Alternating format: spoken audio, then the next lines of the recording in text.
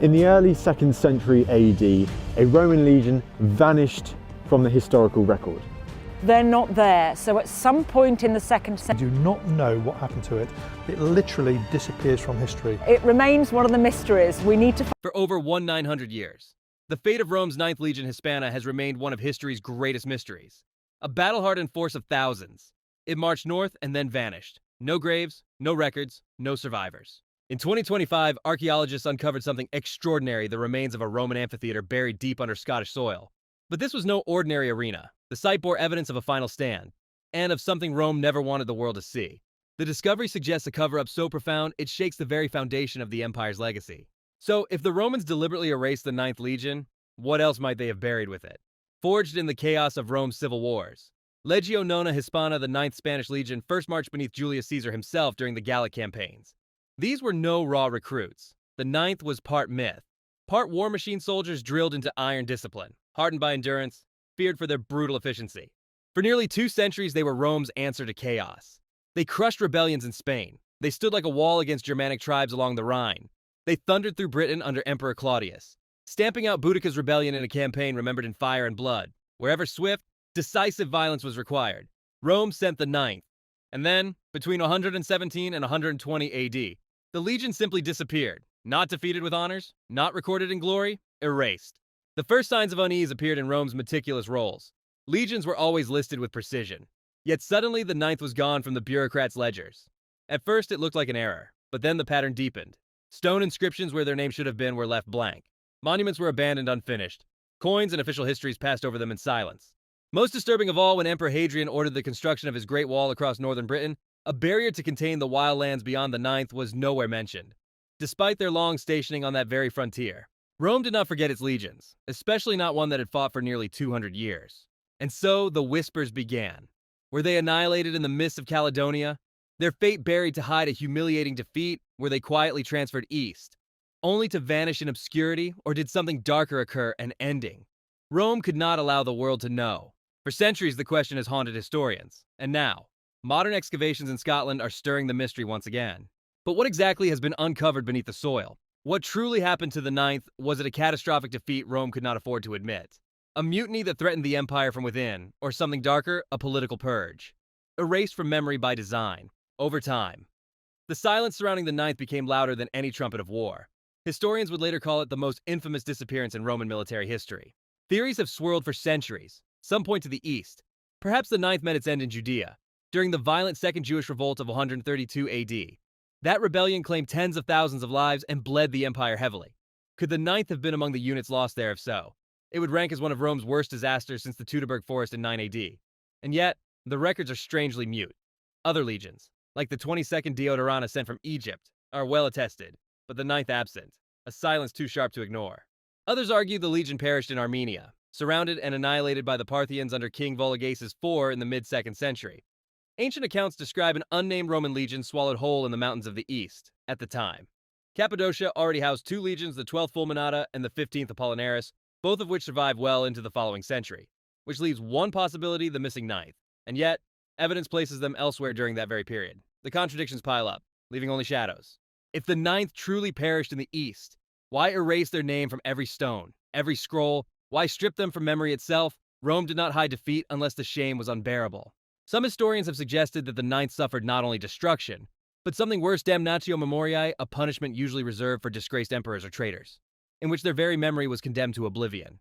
But how could an entire legion offend Rome so deeply? And perhaps the more chilling question: how could the empire make thousands of men vanish without a trace? The answers may lie not in the deserts of Judea or the mountains of Armenia, but in the very place the Ninth was last stationed, the mists of northern Britain and the soil of Scotland. What if the soldiers of the Ninth never returned from their final march? What if they were still there, hidden beneath the soil of the very land Rome could never tame? The last confirmed footprint of the Ninth lies in the fortress of Eboracum, modern-day York, in the early 2nd century AD. This was no provincial outpost. It was one of Rome's most important military hubs in Britannia, a staging ground for the empire's ambitions in the north. Its stone walls, barracks, and temples stood as monuments of Roman power. But beyond them stretched Caledonia, a vast, untamed wilderness of forests, bogs, and jagged highlands. It was a land that did not bend. Caledonian tribes waged their war from the mists, striking from shadows, vanishing into terrain that swallowed Roman formations whole. Patrols that pushed too far often never returned. The Ninth's presence at Eboracum is beyond doubt. In 108 AD, archaeologists uncovered a stone slab near the fortress walls, inscribed with the Legion's name. On the surface, it was a mundane dedication. In hindsight, it became something far more haunting, the last trace of the Ninth before they stepped into history's fog.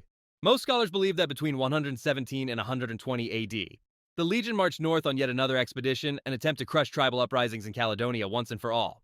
But then, nothing. No casualty lists, no survivors, no record of incorporation into other units, a standard practice when legions were dissolved. Not even a dishonorable mention in military punishment rolls. It was as if the Ninth had marched into the highlands and never walked back out. Some argued they had been transferred elsewhere to the Rhine, or Judea, but the evidence collapses under scrutiny. No inscriptions, no epigraphic traces, nothing to confirm their presence outside Britannia, if they were reassigned. Why erase their name from the records of Britain? Why scrub them from the stone fabric of the empire itself? And then came Hadrian.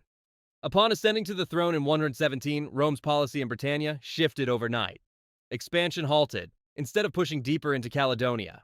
Hadrian ordered a wall stretching coast to coast, a barrier not for conquest, but for retreat. Why, what did Hadrian know that the records refuse to tell? Some now believe the wall itself was less a defense and more a monument. Not just a line in stone, but a tombstone. A marker for the legion that had vanished into the mist of the north. Had they finally found the place where the Ninth fell, and if archaeologists dared to search deeper? What story would the earth reveal? In 2025, the silence finally cracked, and what emerged from beneath the Scottish peatlands was not just a ruin, it was a secret Rome had buried with intent. The discovery didn't begin with a seasoned historian, but with a machine, a drone. Its mission had nothing to do with Rome. A joint team from the University of Edinburgh and the European Institute for Advanced Archaeological Technologies was testing a new AI-assisted LAR system across the Cairngorm Mountains, a remote stretch of highland where snow lingers year-round. Their goal to model glacial runoff for Bronze Age studies. But on the third day of scanning, the drone returned data that made the technicians go silent. Beneath centuries of peat, litter, and stone, a shape emerged, rectangular, symmetrical, far too precise to be natural. The software sharpened the anomaly into stark lines. What came into view was unmistakable, a Roman marching camp. But not like any seen before. The site sprawled across more than 20 hectares, large enough to shelter nearly 5,000 men. And yet, its layout bore every hallmark of desperation, trenches dug too deep, ramparts thrown up at uneven angles, posts set in frantic disorder. This wasn't the geometry of preparation. This was the geometry of panic. A camp built not to march again, but to die inside. Within days, excavation crews broke the surface, near the southwestern quadrant. The first physical evidence surfaced splintered shards of scuda, the iconic Roman shields, shattered as though struck by unimaginable force. Scattered beside them, iron spearheads bent out of shape. Pila snapped mid-flight, and dozens of hobnails from Roman sandals littered like breadcrumbs across the soil, not neatly buried, torn loose in chaos, stripped from the feet of the dead. The implication was chilling. The Ninth had not withdrawn, had not surrendered. They had been surrounded, cut off, and annihilated in place. News of the find leaked through an academic journal submission before officials could contain it. Within hours, the world was gripped by headlines. Lost Roman Legion found? It died alone. Secrets in the bog, the last stand of the Ninth. But the headlines told only part of the story, because buried in the wreckage was a deeper question, one that unsettled even the archaeologists themselves. How had the Ninth Rome's war machine, sharpened by 2 centuries of conquest, been crushed by tribes that rarely united? Tribes Rome had dismissed as little more than scattered bands of warriors. How could a legion disappear without captives, without witnesses, without even a whisper of survivors? The site suggested something more than defeat. It suggested obliteration. The kind Rome could not acknowledge. The kind it would rather erase. The Ninth Legion wasn't just lost. It had been swallowed by the land, by the silence, and perhaps by something far darker than history has dared to record. The Roman Empire did not forget legions. It commemorated them, especially those who fell. The disaster in the Teutoburg Forest in 9 CE, where 3 legions were wiped out, triggered a national mourning period, political repercussions, and massive military reforms. Monuments were raised, commanders were tried, but for the Ninth, nothing. No funerary inscription, no Senate in Rome, no Senate mourning decree, not even a public mention after 120 CE. This gaping silence began to raise deeply uncomfortable questions. Why would Rome, so obsessed with honor and lineage, erase one of its oldest and most storied legions? Theories abounded for centuries: desertion, mutiny, redeployment, but none held water after the 2025 discovery. The battle site and the bog tablet confirmed a Roman military disaster on the frontier. The Ninth had died, but not by chance. It had been deliberate and needed more attention than it was getting. The answer began to take shape inside the Actus, the private proceedings of the Roman Senate, in the wake of the 2025 find. Experts reviewed neglected scrolls from the years 117 to 125 CE. What they found buried in the faded ink of these crumbling documents changed everything. A sequence of entries contained cryptic references to unauthorized mobilization north of Aberracum, exception ex legio hispana, non-reported to the Treasury and non-senatorial sanctioning of cross-border engagement. In simpler terms, the Ninth may have been deployed illegally without Senate approval during the politically volatile transition between Emperor Trajan and Hadrian. More disturbingly, it may have been deliberately positioned to be isolated in enemy territory. But why? How could this have possibly gained them any sort of advantage? One theory gaining traction is that the Ninth Legion had become politically problematic. They were traditionalists, fiercely loyal to their general, possibly aligned with a faction opposed to Hadrian's vision of consolidating the empire rather than expanding it. Hadrian's decision to abandon territorial expansion and build defensive borders, notably Hadrian's Wall, was highly controversial. Could the Ninth have resisted? Could they have threatened to rally other legions to challenge the emperor's authority? If so, Hadrian or his inner circle may have taken the ultimate step: send them north, isolate them, and erase them. In this interpretation, the site in the Cairngorms wasn't merely a battlefield. It was a political grave, a place chosen not because it had strategic value, but because it guaranteed the Ninth would be surrounded, outnumbered, and ultimately forgotten. Rome didn't commemorate the Ninth because doing so would have exposed a treacherous abuse of power at the highest levels. By ensuring no survivors, no public funerals, and no honors, the Senate ensured silence. It was the ultimate historical deletion, a cover-up orchestrated by a civilization famed for its meticulous records. The Ninth wasn't just betrayed by strategy, they were betrayed by politics, pride, and paranoia. And now, nearly 2,000 years later, their ghosts have begun to speak again. Once the 2025 discovery broke into the public sphere, the British Isles became ground zero for historical reassessment and a hotspot of political tension. As archaeologists excavated more of the site, a grim picture began to take shape. The encampment wasn't just overrun, it had been systematically encircled and crushed. Weapon fragments embedded in the soil were traced to local tribes, mostly Caledonian, who had long been underestimated in Roman accounts. Blades bore intricate Celtic carvings, including symbols tied to druidic war cults, which Rome had spent decades trying to suppress. Several human remains now being processed at Oxford's Forensic Anthropology Unit showed signs of ritualistic mutilation, decapitations, tongue removals, and broken limbs, possibly punishment for Roman oppression. This wasn't a skirmish. It was an ambush engineered with terrifying precision, carried out by an enemy Rome thought too fractured to unite. But someone, somehow, had done the impossible. The Highland tribes, long viewed as barbaric and disorganized, had formed an alliance, and they didn't just want victory, they wanted vengeance. More chillingly, one of the Roman helmets found at the site, its bronze dented and bloodstained, had been spiked to a tree and surrounded by what appeared to be carved Ogham runes. One translated to a haunting phrase: "This is what we do to ghosts who trespass." Ghosts, not soldiers, not men. Historians now believe the Highlanders viewed Roman troops not merely as invaders, but as spiritual violators. The Ninth didn't just lose a battle, they walked into a religious war they never understood. With the British and Scottish governments scrambling to manage international archaeological rights and rising tourism, a quieter, more clandestine investigation began back in Italy. Vatican archivists, aided by a special advisory council of classicists and theologians, quietly opened restricted sections of their Roman military scroll collections, many of which hadn't been seen since the Napoleonic era. What they found was stunning. Among papyrus scraps, preserved letters, and battlefield reports was a sealed dossier labeled NH, Internal Concern. The initials, many believe, refer to Nerva Hadrianus, better known as Hadrian. Inside were memoranda from high-ranking Roman intelligence officers known as frumentari, detailing concerns about the loyalty of Legion 9. Rumor had it that the Ninth had forged dangerous bonds with disenfranchised auxiliary tribes, including former enemies of Rome. The implication: Hadrian's administration may have feared the Ninth was not just politically unstable, but potentially a mutinous threat with foreign sympathies. That may explain why the Ninth was sent to their death, not as a military loss, but as an intentional sacrifice. And now, 900 years later, their legacy has clawed its way out of the earth, not as heroes, not as martyrs, but as a warning. As pressure mounted across academic and military history communities, Rome itself became the focal point of global scrutiny. Journalists from Le Monde, The Guardian, and Der Spiegel descended on the Eternal City, filing requests to access what remained of imperial Senate scrolls and Vatican archives, especially those associated with the reigns of Emperors Trajan and Hadrian, whose transitional rule marked the disappearance of the Ninth. What emerged from those walls painted a picture not of incompetence, but of orchestrated silence. A freshly uncovered Roman senatorial edict dated 119 AD, barely 2 years after the Ninth Legion was last officially documented in Britain, was located in a marble-inscribed tablet in the ruins of the Forum of Trajan. It made no direct mention of the Ninth, but referenced a restructuring of the northern garrisons due to behavioral divergence and cultural contagion.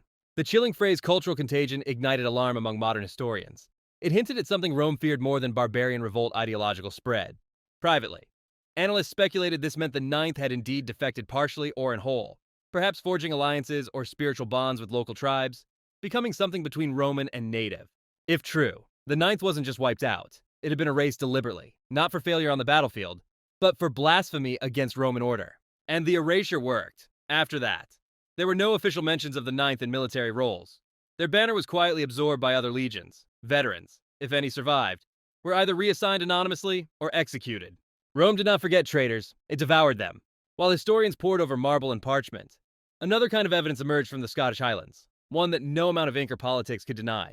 In May 2025, under layers of peat and shale in a glen northeast of Innis, archaeologists unearthed a mass burial site. It was not a battlefield grave, it was an execution pit.